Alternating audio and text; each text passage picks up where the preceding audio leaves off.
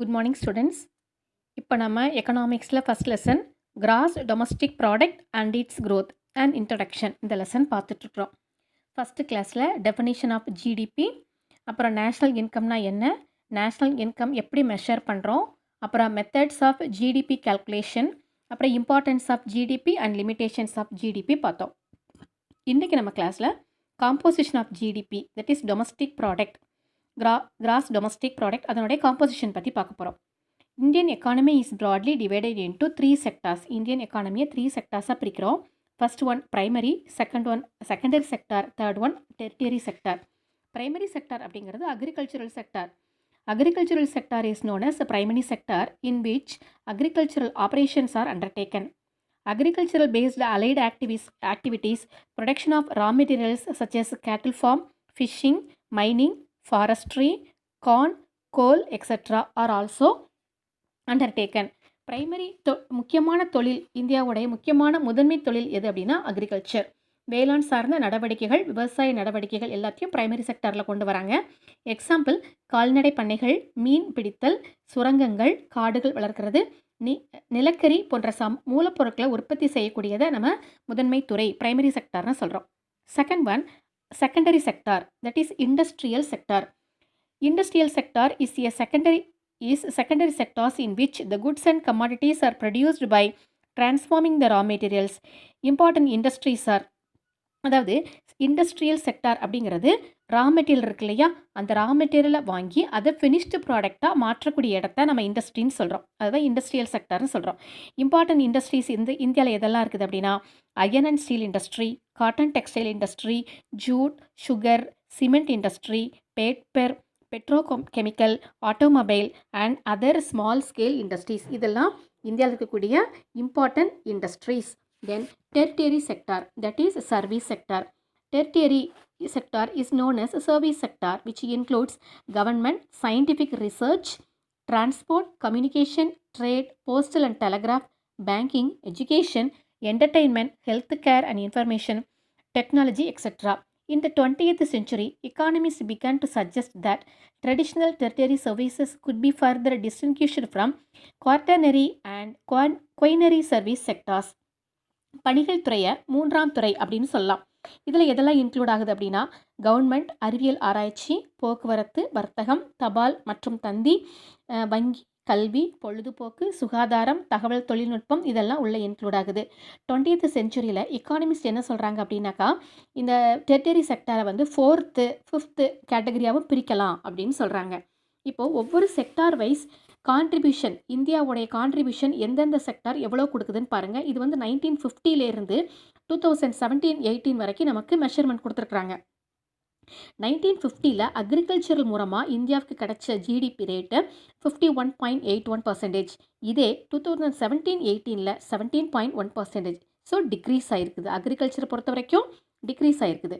தென் industry பாருங்கள், 1950-51ல் 14.16% இருந்தது, 29.1% increase ஆகிருக்குது. தென் சர்வீஸ் செக்டார் 1951ல் 33.25% இருந்தது, 2017-18ல் 53% இன்க்ரீஸ் ஆகிருக்குது. அப்புறம் sector wise contribution of GDP எந்தெந்த செக்டார் வைஸ் தனித்தனியாக கொடுத்துருக்குறாங்க பாரு. இதில் வந்து இந்த பை டயக்ராம் பாருங்கள். Agriculture and forestry and fishing அதில் வந்து 15.8%. அப்புறம் மைனிங் அண்ட் குவாரிங்கில் 2.7%. சர்வீசஸ் செக்டார் மூலமாக தான் அதிகமாக கிடச்சிருக்குது, 54.4%. Then financial, real estate and professional services மூலமாக 20.9% ஆஃப் இன்கம் இந்தியாவுக்கு கிடச்சிருக்குது. ஸோ ஜிடிபி ரேட் என்ன ஆகிட்டு இருக்குது, ஆட்டோமேட்டிக்காக இன்க்ரீஸ் ஆகிட்டு இருக்குது. எந்த செக்டார்ஸ் மூலமாக அதிகமாக இருக்குது, சர்வீஸ் செக்டார் மூலமாக. Then contribution of different sectors in GDP in India. இந்தியாவில் மொத்த உள்நாட்டு உற்பத்தியில் பல்வேறு துறைகளோட பங்களிப்பு எப்படி இருக்குதுன்னு பார்ப்போம். Service sector is the largest sector in India. Gross value added at current prices for services sector is estimated at 92.26 lakh crore in 2018-19. இந்தியாவில் பணிகள் துறை மிகப்பெரிய துறையாக இருக்குது. நடப்பு விலையில் மொத்த மதிப்பு கூடுதல், அதாவது ஜிவிஏ கிராஸ் வேல்யூ ஆடட், அதனோட லெவல் படி 92.26 லட்சம் கோடி அப்படின்னு மதிப்பிட்டிருக்கிறாங்க. விவசாய பண்டங்கள் உற்பத்தியில் India is the second largest producer of agricultural products. India accounts for 7.39% of total global agricultural product. விவசாய பண்டங்கள் உற்பத்தியில் இந்தியா செகண்ட் பெரிய நாடாக இருக்குது. உலகத்தோடைய மொத்த விவசாய பொருட்கள் வெளியீட்டில் 7.39% இந்தியாவினால் மட்டும்தான் கொடுத்துட்ருக்குறோம். In industrial sector, India's world rank is 6 and in service sector, India's world rank is 8. Contribution of agriculture sector is Indian economy is much higher than the world's average 6.4%. Contribution of industry and service sector is lower than world's average 30% for industry sector and 63% for services sector. உலகத்தில் India தொழில்துறையில் 8வது இடத்துலையும் பணிகள் துறையில் 6வது இடத்துலையும் இருக்குது. இது இந்திய பொருளாதாரத்தை பொறுத்த வரைக்கும் விவசாயத்துறையோட பங்களிப்பு உலக சராசரி 6.4% விடவா அதிகமாக இருக்குது. ஆனால் தொழில்துறை அப்புறம் பணிகள் துறையோட பங்களிப்பு உலக சராசரியை விட 30% தொழில்துறையிலையும் 63% பணிகள் துறையிலையும் குறைவாக இருக்குது. Then gross value added GVA அப்படின்னா என்ன அப்படின்னா, GVA is the measure of the value of goods and services produced in an area, industry or sector of an economy. GVA is equal to GDP plus subsidies minus direct sales taxes. பொருளாதார மொத்த மதிப்பு கூடுதல்னு பேர்.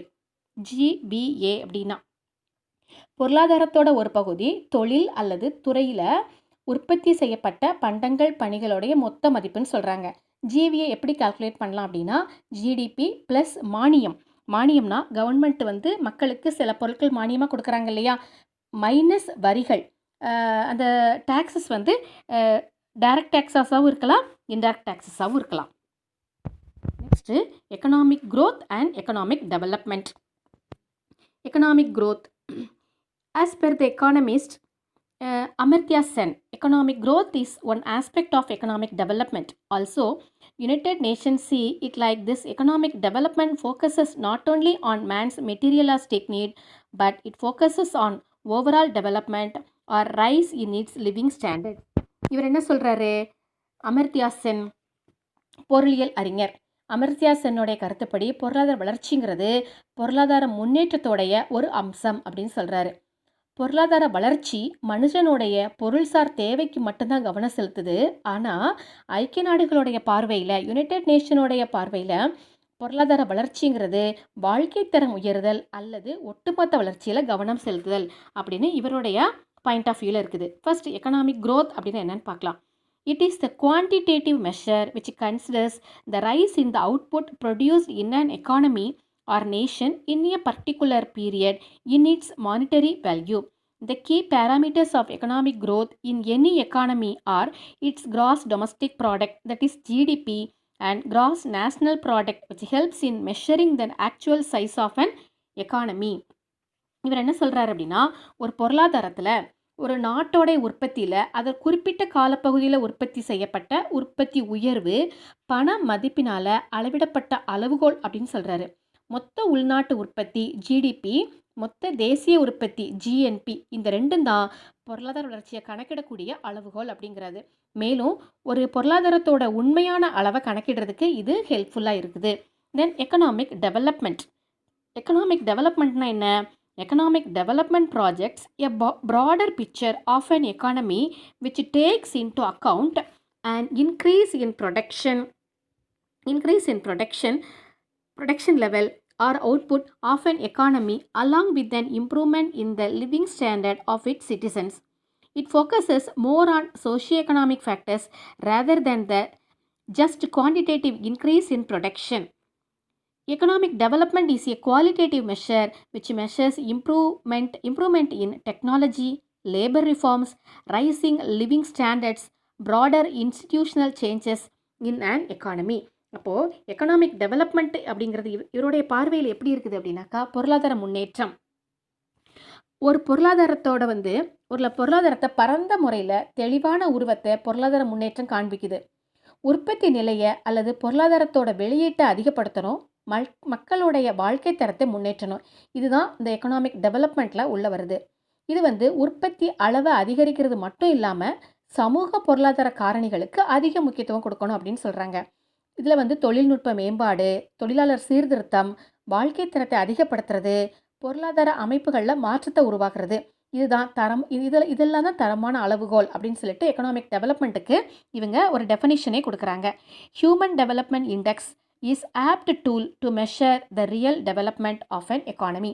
ஒரு பொருளாதாரத்தோடைய உண்மையான முன்னேற்றத்தை அளக்கிறதுக்கு வந்து மனித வள மேம்பாடு, அதாவது HDI, ஹியூமன் டெவலப்மெண்ட் இண்டெக்ஸ், இது வந்து முக்கியமான ஒன்றுன்னு சொல்கிறாங்க.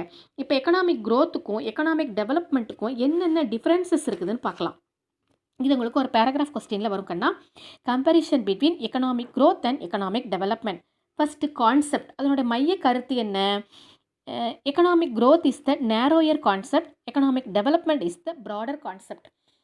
இது வந்து ஒரு குறுகிய கருத்து. டெவலப்மெண்ட்டுங்கிறது ஒரு பரந்த கருத்து நிறைய விஷயங்களை பற்றி பார்க்கணும்னு சொல்கிறது.